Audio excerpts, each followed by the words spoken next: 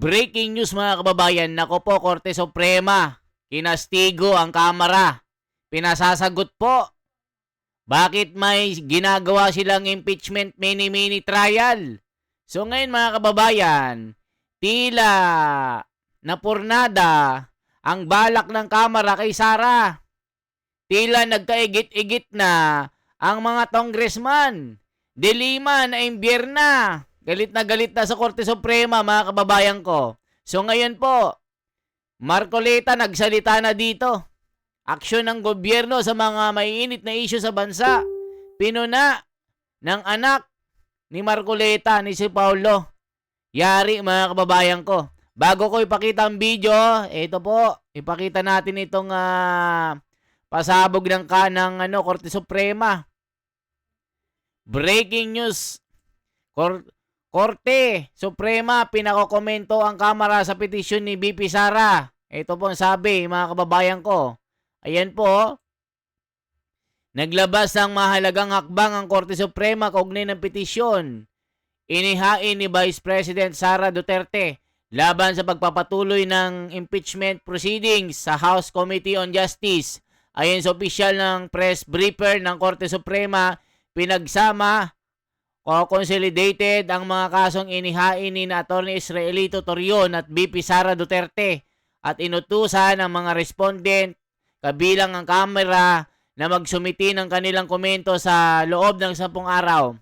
The Supreme Court directed respondents to comment within a non-extensible period of 10 days from receipt of notice. Inutusan ng Korte Suprema ng respondent na magsumiti ng kanilang komento sa loob ng 10 araw na hindi maaaring palawigin mula sa pagtanggap ng abiso. Ayan mga kababayan ko, yari, nagkaigit-igit na mga congressman. So dito, ipakita natin itong video. Naku po, yari, iyak na ang mga Kamara. Ito po. Ano po sa tingin ninyo ang mangyayari sa impeachment laban kay VP Sara? Lulusot kaya ito sa Kamara Sense? Sa tingin ko, they will be able to muster the 106 votes requirement to be able to transmit the articles of impeachment to the Senate. Madali lang ang 106 eh. Kasi nung botohan sa sufficiency in substance, naka 54 na sila eh. Ita times 2 mo lang yun. 1:1. Easily, maano nila yun. Kaya lang, ibang ball game na yung pag sa Senado. Kasi you need to convict the Vice President with 16 votes. Ewan ko, medyo mahirap. Mahirap nilang makuha siguro yung numero na yon. Pero sa House of Reps, kontrolado nila ang ang pacing doon eh. Kaya doon pa lang, nakikita mo naman sa Justice Committee kung ano ang gusto nila, nasusunod eh. Kahit na labag sa, kung titingnan mo, labag sa due process. Pero naipipilit nila yung gusto nila. Kaya, I think easily, yung 106 eh, kaya nilang ma-achieve. Sa Senado, sir. Para ma-transmit yung articles of impeachment sa Senado. Sir, next po sir is maraming Pilipino po dito sa Japan ang nagtatanong sa totoong status ng ating bansa. So, ano po ba talaga ang kalagayan ngayon ng Pilipinas? Well, nung initially, the government is in denial. Sabi nila, wala daw krisis. Lahat normal pa naman. Paano magiging normal may stock pa tayo, may inventaryo pa tayo ng langis. Yung old stock natin, meron pa tayo, tinaas na nilang bigla yung presyo ng ng langis.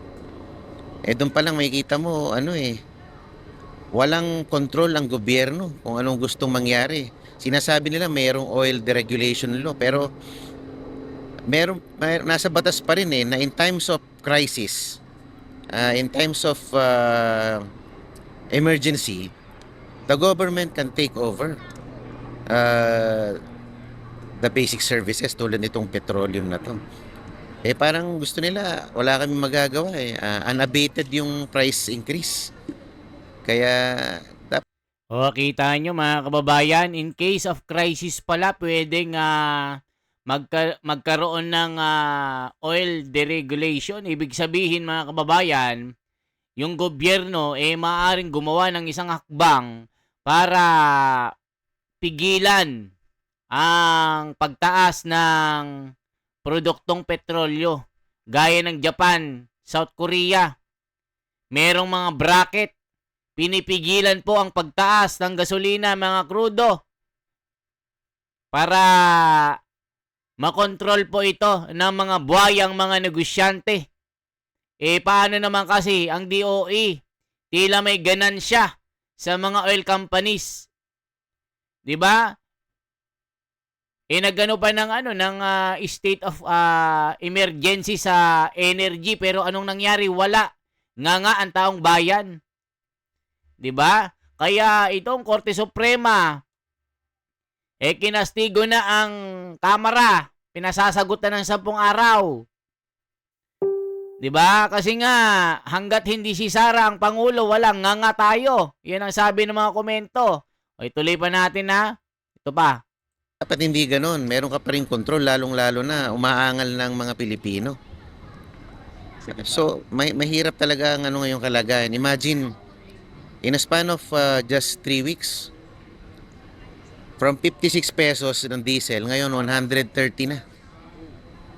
Oh, so baka pumalo pa raw ng plus 12 pesos next week.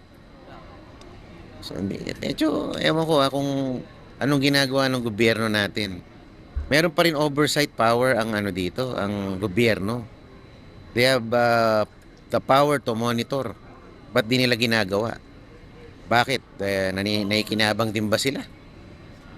May kinabang din ba?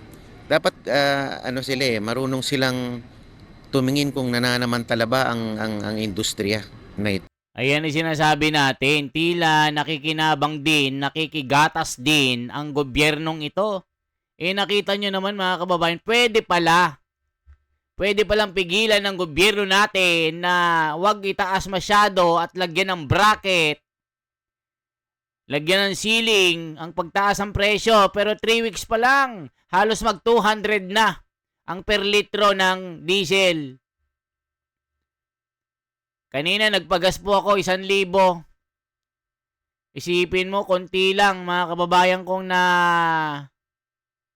94 kasi ang per liter ng premium. Doon sa diesel 135. Grabe mga kababayan ko. Nakakaiyak. Kuya Eddie, anong ginagawa ng gobyernong ito? Nakikigatas din ba? Gaya ng DOE. Kaya sinabon ni Marcoleta ito. Grabe na talaga kayo. Oy, maleta more. They are capitalizing or taking advantage of the Iran-Israeli war. Alam mo, dito sa atin sa Japan ngayon, nakapagsagawa pa ng rollback 2 beses. O imagine, if Japan can do that, bakit tayo hindi natin magawa-gawa? Tapos nagpadala pa ng ilang thousand barrels of crude oil ang Japan noong March 26 sa Pilipinas. Kita mo kung gaano ka-episyente ang gobyerno ng Japan. Yan. Tayo, puro puro saklolo na lang ang ginagawa sa atin. Oo nga Nakakahiyaman, pero ganoon talaga. Nasa tamang pamamalakad talaga ng gobyerno. At saka, gusto ko lang sabihin, pare, yung kawalan ng malasakit ng mga leaders natin sa mahihirap. Nararamdaman ko yun. Wala silang pakialam. Wala silang pakialam sa natin, sa masang Pilipino. Bahala kayo. Ang layo There's a stark contrast between the previous administration pati ngayon. Makikita mo, pati yung OFW, yung repatriation ng mga OFWs. Sabi ni PRRD noon, kung kailangan nyo mag-hijack ng mga aeroplano, pero na lang yung exaggeration. Pero nakikita mo yung niya, yung damdamin niya para sa mga Pilipino. Kahit humijack kayo ng mga aeroplano dyan, basta makakuha nyo yung mga kababayan natin. Ngayon, airways po natin sarado, ganyan. Kaya yung mga kapwa Pilipino natin, naghalap na lang ng paraan. Exit point sa Oman, kung saan man, para lang gumawa ng sarili para makauwi ng Pilipinas. Grabe So, puro Puro palabas lang yung ginagawa ng ano eh, Grabe. ng OWA, pati DFA. Sir, Nakakaiyak. naniniwala po ba kayo sa resulta ng investigation ng ICI kaugnay sa flood control na ano? Alam mo, tinanong na rin ako ng correspondent nyo sa Pangasinan dyan eh. Ang sinabi ko, kung ano man yan, kailangan nyong i-release sa publiko. Ano man ang report na yan. Para makita ng publiko yung kalidad ng inyong ulat.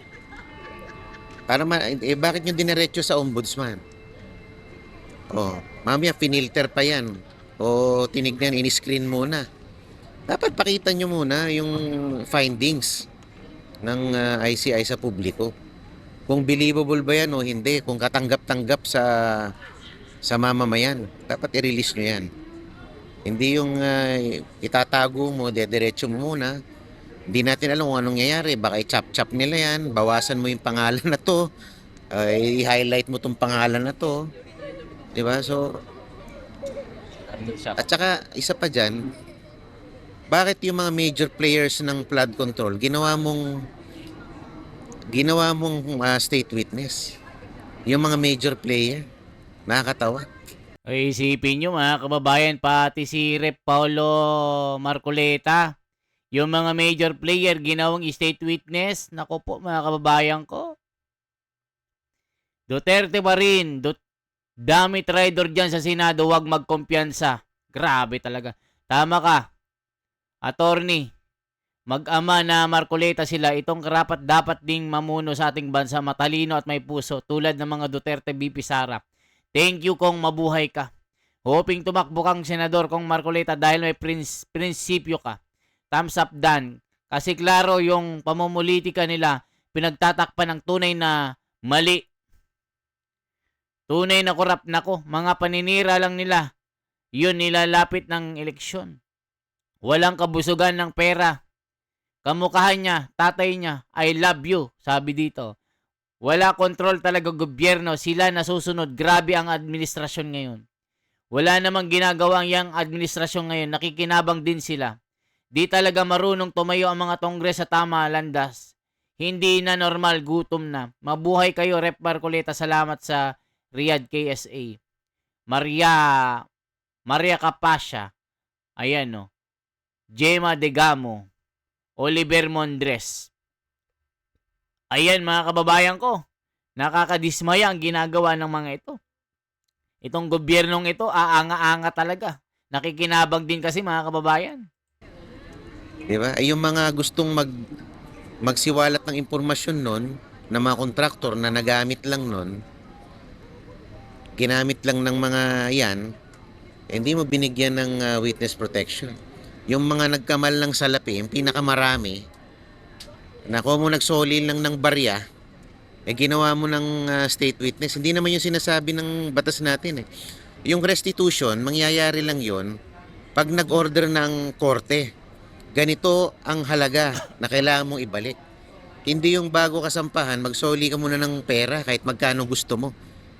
Isang kalokohan yung restitution na version nila. Ang restitution will come after the court judgment. Ang korte ang magtatakda kung magkano ibabalik mo kung napatunayan kang may sala. 'Di ba, Brad? Ayun. Okay. So, ang next po sir is ano po ang maasahan ng Filipino community dito sa Japan mula po sa inyo kaugnay po sa mga panawagan sa ICC na palaya si former President Duterte. Kami naman po ay kasama nyo pa rin sa hangarin ng karamihan ng mga Pilipino na mapauwi na ang ating Presidente Rodrigo Duterte. Sa katunayan, yung nga si Daddy, naghain na sila ng resolusyon na agaran ng pauwiin sa lalong madaling panahon ng ating dating Pangulo. At hindi tayo humihinto. Gumawa rin sila ng resolusyon na para pigilan na ang anumang occurrences from ever happening again. Yung mga bigla na lang dadamputin, mamaya may lumabas na naman na warrant ni Senator Bato, bigla na lang siyang dadamputin at madadala na naman sa dahig. Meron ng court order at meron ng Supreme Court guidelines na kailangang dumaan sa local court kailangan duman muna sa local court yung mga ano na yan, mga warrant of arrest ng ICI. Ayan, mga kababayan ko. Ano masasabi nyo dito? For transparency, for a better democracy. Yari. Yari ang mga buhayang ito. Yari. Dahil ang Korte Suprema, kinastigo na ang Kongreso. Nagwawala na si Dilima, mga kababayan. Sila Terry Ridon. Sila Luis Tro, nga dito. Ito, yan o. Supreme Court, pinakokomento ang Kamara sa petisyon ni BP Inday Sara dahil sa ginagawang kabulastugan ng Kamara. Yan nga. Yan o, Dilima, Luis Tro, Zamora, Terry Ridon. Ito si Rep Ortega, si Chua, sila Benny Abante. Sino pa? Mga kababayan, mga galing-galingan na wala namang alam. Magkomento kayo. Anong masasabi nyo dito? For transparency, for a better democracy, this is the Wonders Philippines. Salamat po sa inyong suporta, mga kababayan. Mabuhay po ang katwiran at ang katotohanan. Batas ang kailangang umiral dito. Korte Suprema lang ang masusunod. Wala nang iba. Hindi mga nganga na maletagang ng Kongreso. Okay po? Salamat po.